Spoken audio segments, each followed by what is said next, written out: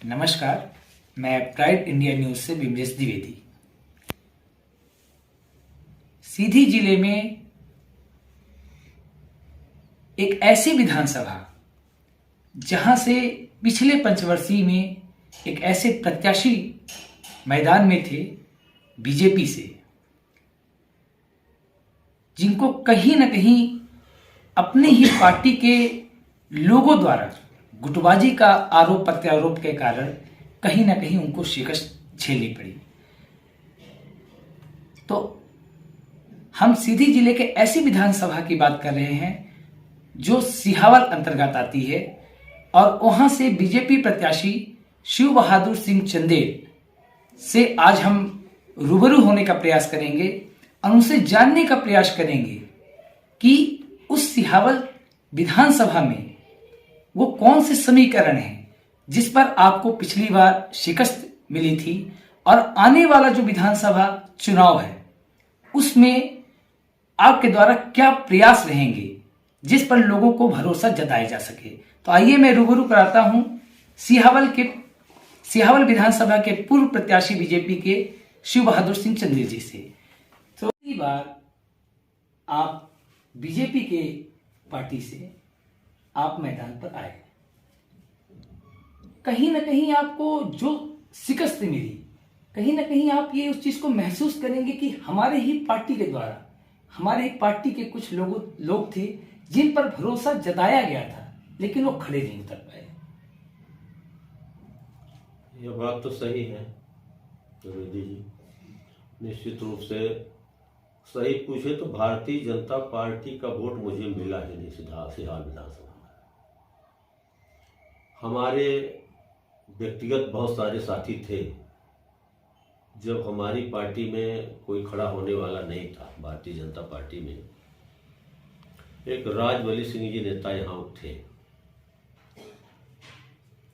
उनसे भी हमारा इसी तरह का, जैसे विश्वामित्र हमसे नाराज है ऐसे वो भी नाराज रहा करते थे।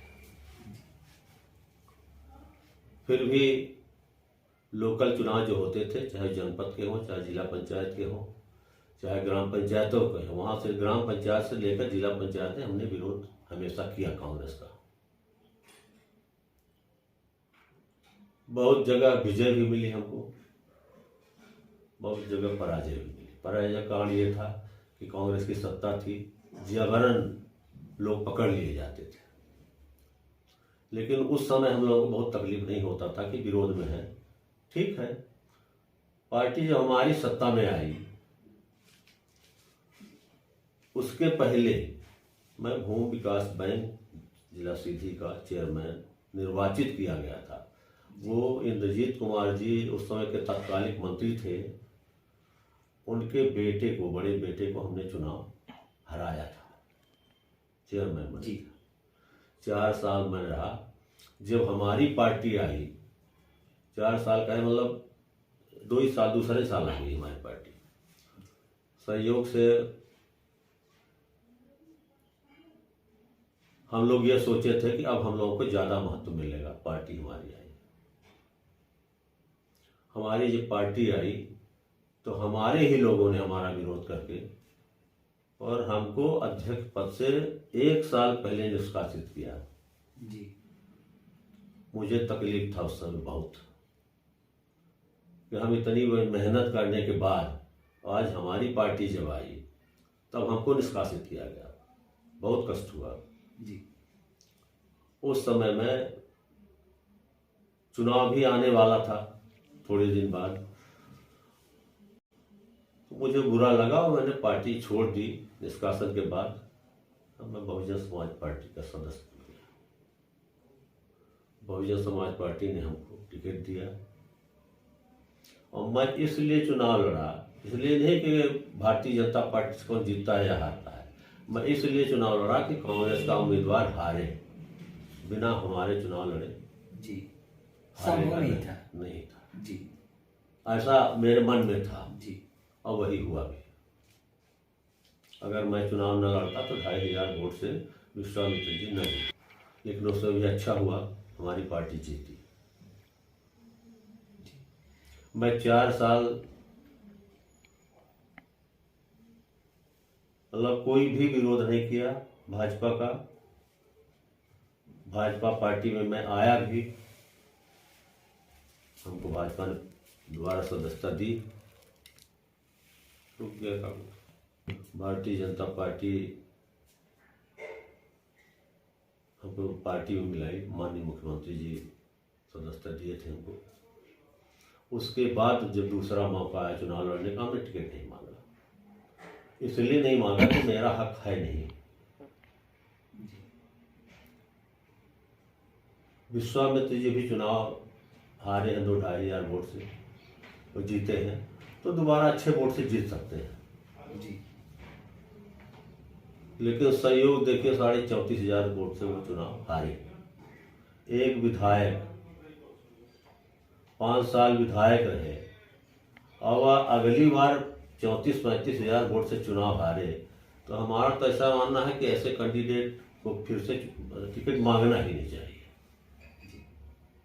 हक नहीं था उनका। अब हम अपनी कहानी ना आपको पूरी बता दें। हम लोग सब भोपाल में थे, करीब 20 लोग टिकटार्थी थे, उसमें ज़्यादा से ज़्यादा देवसर ही के पंडित लोग थे जी। कुछ हमारे यहाँ के भी थे, जैसे चंद्रशेखर शुक्ला, हम थे और 1-2 लोग और थे अपन यहाँ के। ये तय किया सब लोगों ने कि मुख्यमंत्री से कहा जाए कि विश्वामित्र को छोड़ के जिसको टिकट देना हो दे दें, हम लोग साथ में रहेंगे। सबने कहा ये, लेकिन मैं नहीं गया।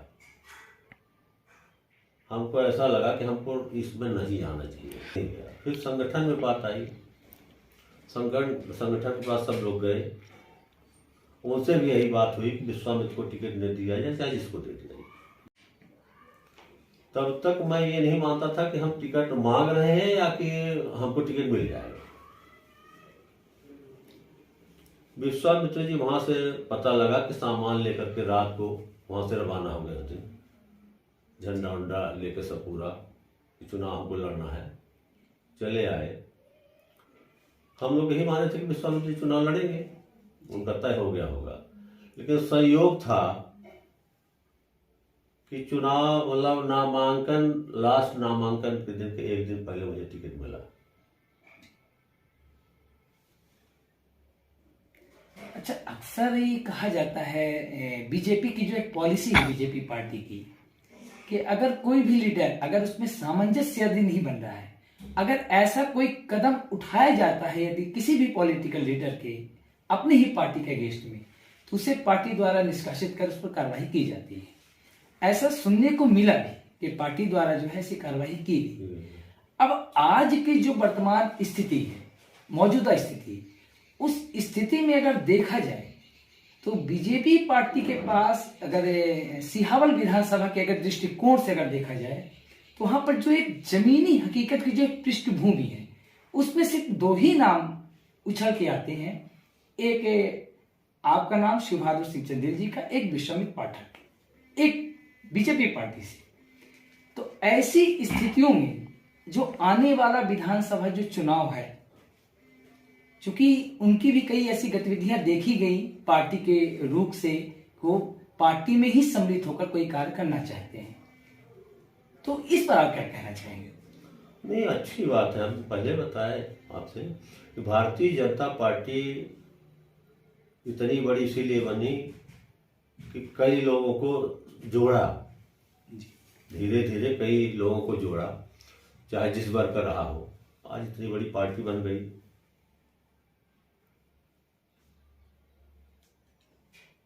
कि भारत में तो नहीं है कोई इतना बड़ा, सब नंबर 1 की पार्टी भारतीय जनता पार्टी किसी नहीं बनी। बिल्कुल। तो ये भी गलत नहीं किया, विश्वामित्र को जोड़ लिया तो कोई गलती नहीं की भारतीय जनता पार्टी ने, अच्छा किया जी। अब रहा चुनाव लड़ने की बात, तो विश्वामित्र जी अपने में सोच लें कि 34,500 से हम हारे हैं,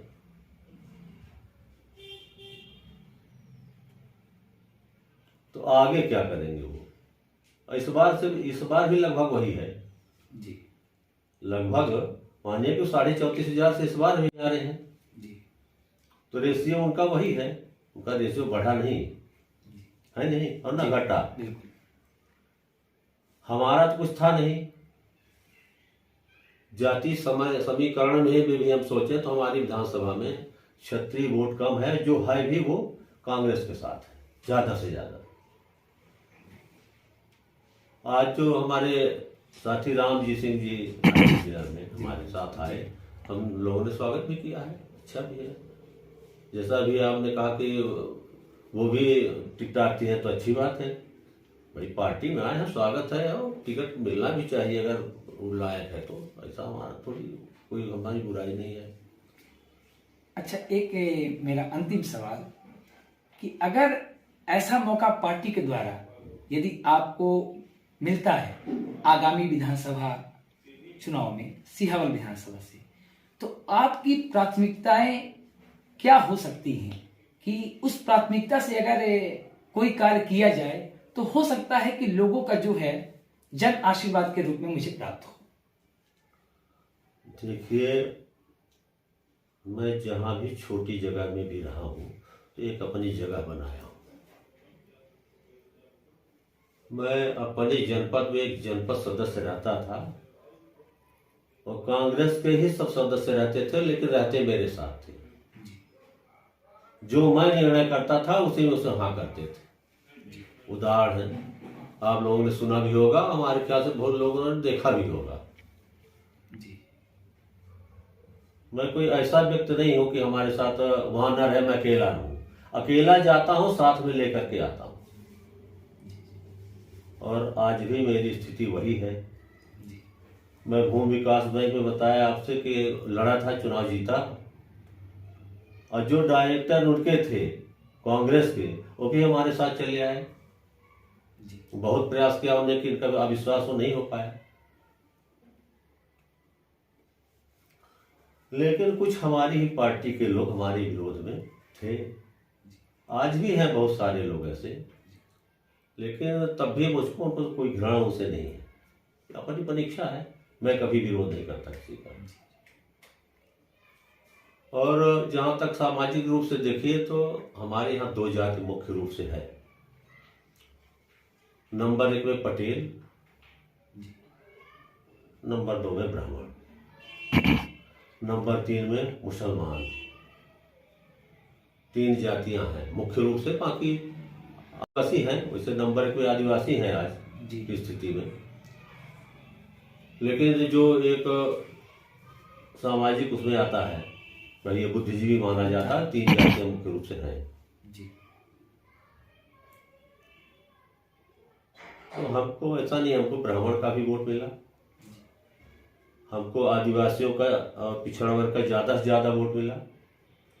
व्यक्तिगत तो जो या तो बाद में थे, चाहे वो ब्राह्मण रहे हो चाहे वो पटेल रहे, इसका नुकसान तो हमको हुआ ही। दूसरा नुकसान बताने कि इंद्रजीत के मर जाने का सबसे बड़ा नुकसान हुआ। सिंपैथी में वोट बहुत गया, सिंपैथी वोट बहुत गया। पटेल भी हमारे साथ बहुत थे, बहुत पुश्तैनी, आज नहीं बहुत पुश्तैनी थे। लेकिन उसी कारण वो सब थोड़ा जो चुनाव का समीकरण था वो पूर्णतः ही जो है बदल गया, एक मोड़ पर चला गया। एक जाति और अपने यहाँ है गुप्ता, बनिया। हमारे यहाँ बनिया जो है विधानसभा जब से देवसर मिला इसमें सिरावल में, तो देवसर तहसील में जो बनिया है उन्हीं के इशारे पर यहाँ के बनिया मतदान करते हैं जी। वहाँ इतना कंपटीशन है पाठक और बनिया में कि आप ताज्जुब करेंगे, एक दूसरे को देखना नहीं चाहते। आप भी गए होंगे तो शायद ध्यान दिए, कई घटना घटित भी हुई। हाँ, घटित भी हुई मारपीट की जी। तो एक तरफा वो भी वोट कांग्रेस को चला गया जी, बनिया का भी वोट, इसलिए कितना हल्ला मच गया था कि मतलब विश्वामित्र जीत रहे हैं जी। तो ये मान करके ये न जीतने पाए तो चला ये वोट कांग्रेस ही को दे, ये भी उनको प्लस हुआ था उस समय। अब आज की स्थिति वो नहीं है। चलिए, बहुत बढ़िया है सर। प्राइड इंडिया न्यूज की तरफ से आपको हार्दिक शुभकामनाएं, और आशा करते हैं कि शायद आप अपने विधानसभा में जो लोगों की जो आकांक्षाएं हैं, आपसे जो अपेक्षाएं हैं, निश्चित रूप से उसे हमने पूरा किया है। जितने जगह में रहे हमने अपनों की आकांक्षाएं पूरी की है, और निश्चित रूप से ऐसा मुझे कभी मौका मिला, इस तरह लोग 5 साल अपना फ्री में गंवा देते हैं, ऐसा अगर मौका कहीं हमको मिला तो मैं एक बार भारतीय जनता पार्टी के नाम का बोलबाला वो कर दूंगा। भविष्य में दोबारा कोई कैंडिडेट आकर के जीतेगा नहीं। जी जी, ऐसा मेरा मानना है। जी सर, बहुत बहुत धन्यवाद। आप सबको भी बहुत बहुत धन्यवाद।